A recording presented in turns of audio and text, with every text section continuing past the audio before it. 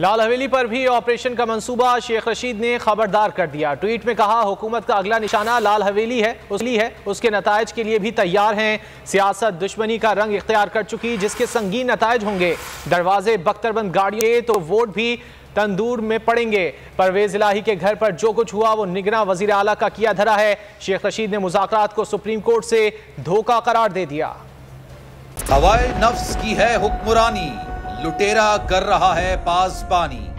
बोल न्यूज के marketing head आकाश राम ताहाल लापता, तफ्तीशी इदारे जवाब देने से कासिर। अहले खाना परेशान, बेटे की जुदाई में माँ गम से निढाल। जो बच्चो हिंदू पर आए थे, जो को पाकिस्तानी, मुझे मेहरबानी करे पंहिंजो आकाश वापस कयो।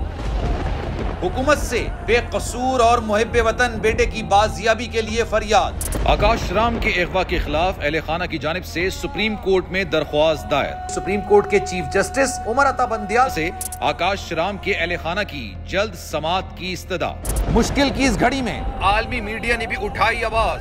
CNN, आज तक, इंडिया टुडे, टाइम्स नाउ समेत आलमी मीडिया ने आकाश राम के अगवा के खिलाफ दिया बोल का साथ। उफ क्या जुल्म है, बोल इंसाफ का मुंतजिर।